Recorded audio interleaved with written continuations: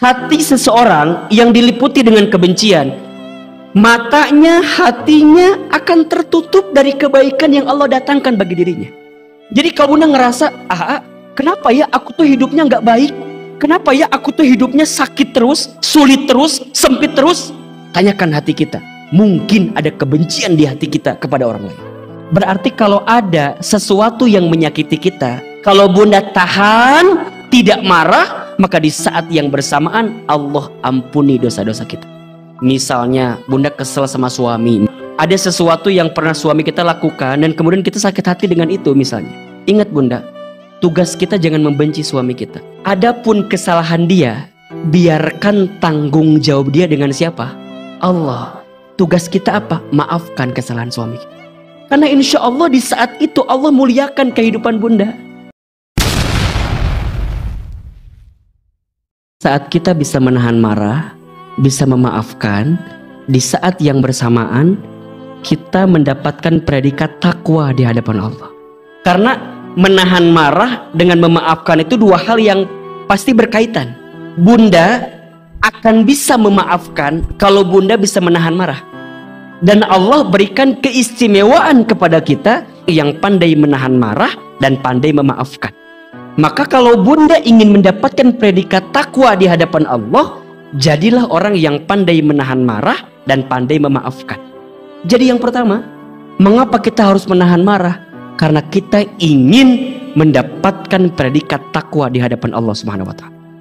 Dua, keistimewaan orang yang pandai menahan marah dan pandai memaafkan itu adalah diampuni dosanya. Allahu Akbar. Jadi saat Bunda kesel, sebel gitu, dan kita bisa marah, tapi Bunda memilih untuk tidak marah, maka di saat yang bersamaan dosa-dosa Bunda sedang diampuni oleh Allah Subhanahu wa taala. Makanya kalau ada orang yang punten ya, ada yang dibully, dihina, dicaci maki, dan kalau dia sabar tidak membalasnya, maka sungguh Allah sedang gugurkan dosa-dosanya. Kalau dia balas, ya apa bedanya? Orang zolim sama kita, kita balik zolim sama dia, boleh apa enggak? Sebenarnya boleh-boleh saja asal seimbang. Tapi bagaimana caranya kita bisa mendapatkan peluang pahala kalau begitu? Kan kita sebenarnya kalau mau balas sah-sah saja, asalkan berimbang, ya. Tetapi kalau kita ngebalas orang yang zolim sama kita, kita kehilangan potensi pahala. Berarti kalau ada orang yang menghina kita, kalau ada orang yang menyakiti kita, kalau ada orang yang bikin kesal sama kita, sesungguhnya Allah sedang menyiapkan pahala bagi kita dengan datangnya orang begitu. Makanya kalau ada orang yang nyebelin sama kita tuh kadang-kadang ya kita nggak harus marah juga, karena boleh jadi Allah siapkan pahala besar bagi kita dari dia gitu loh. Jangan membenci keadaan itu, biarin aja, karena boleh jadi Allah tempatkan pahala yang besar bagi kita karena ada orang itu. Dan ingat Bunda, kita tidak bisa merubah sikap orang ke kita. Yang bisa kita rubah apa? Sikap kita ke orang lain. Berarti kalau ada sesuatu yang menyakiti kita, menyinggung kita, menzolimi kita, kalau Bunda tahan, tidak marah, maka di saat yang bersamaan Allah ampuni dosa-dosa kita. Kalau kita marah, kalau kita dengki, di saat ada orang yang menyakiti kita, berarti kita kehilangan peluang Allah mengampuni dosa-dosa kita di saat itu gitu. Tapi kalau kita bisa menahan marah, kemudian kita memaafkan kesalahannya, maka sungguh Allah sedang siapkan pahala ampunan dosa bagi kita. Makanya ini keistimewaan yang Allah berikan kepada kita yang bisa menahan marah dan juga pandai memaafkan. Saat hari kiamat nanti akan ada orang yang Allah kemudian panggil orang itu. Kemudian kata Allah, silahkan engkau mau apa? Engkau pilih mau hadiah apa? Apa amalannya? Amalannya adalah dia menahan marah padahal dia bisa meluapkan. Jadi saat nanti di akhirat mendapatkan surga, saat hari kiamat namanya dipanggil oleh Allah untuk memilih barang hadiah yang dikehendaki. Yang keempat, orang yang pandai menahan marah itu dicintai Allah. Masya Allah. Dia tidak meluapkan amarahnya. Kenapa? Karena dia menjemput cintanya Allah di saat itu.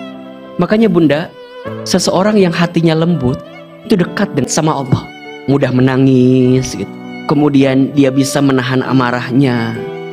Bahkan disebutkan ada 4 golongan yang tidak akan tersentuh api neraka.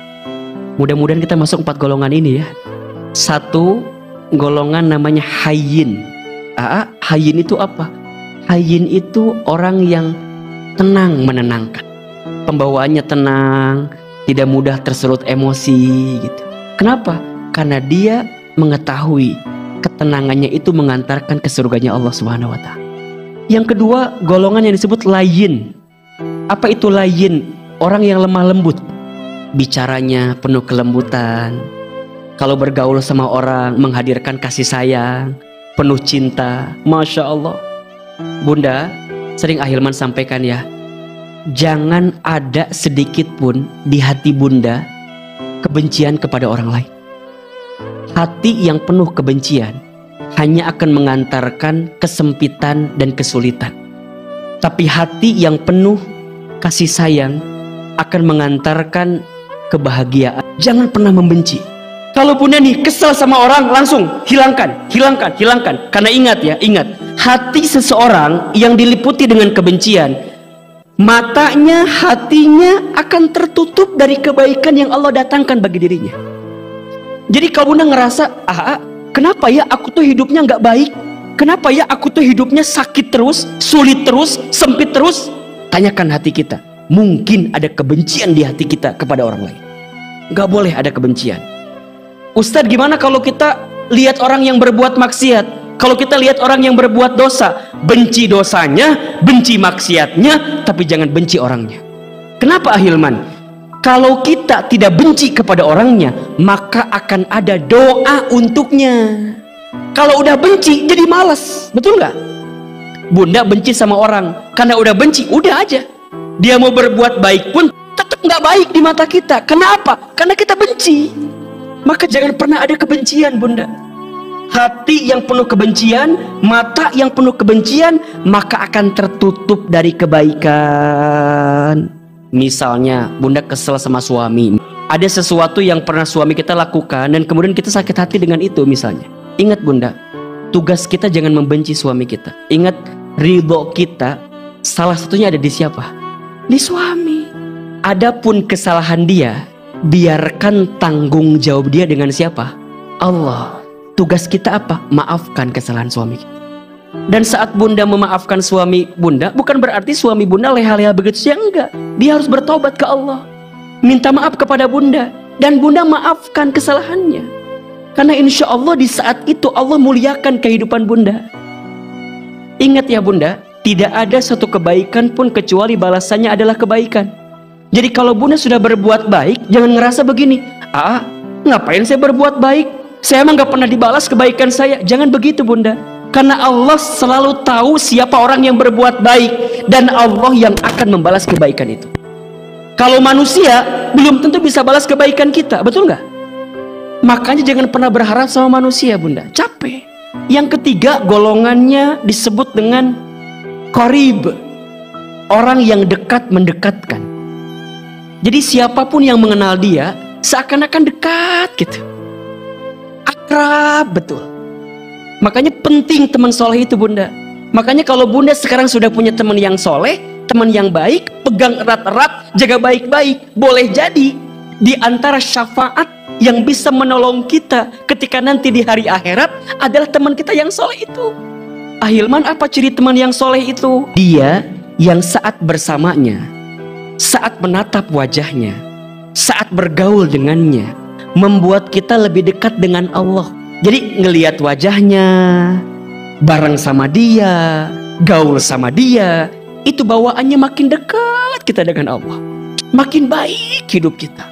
Teman yang baik itu cirinya adalah dia yang kalau bicara mengingatkanmu tentang kebesaran Allah.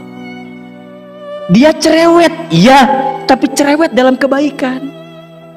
Ingat ya Bunda, teman yang baik itu bukan teman yang membenar-benarkan perbuatanmu, tapi teman yang membenarkan perbuatan. Membenar-benarkan dengan membenarkan, beda atau sama? Beda. Kalau membenar-benarkan, kita salah dibiarin. Udah nggak apa-apa, udah nggak apa-apa. Itu bukan teman yang baik. Tapi kalau teman yang baik, kita salah, dia bilang, Jangan bun, itu nggak boleh, itu haram bun. Berani dia mengatakan. Makanya cari teman yang baik, teman yang cerewet. Yang keempat, sahlin, orang yang memudahkan urusan orang lain. Nah, yang kelima ya, keistimewaan orang yang pandai menahan marah dan pandai memaafkan, dapatkan ketenangan dalam hidup. Orang yang suka marah-marah, hidupnya gak tenang. Jangankan yang marah-marah, kita aja sebagai temannya yang punya teman marah-marah, tenang apa enggak? Jadi orang yang pandai menahan marah, pandai memaafkan, maka Allah akan berikan apa? Ketenangan dalam hidup.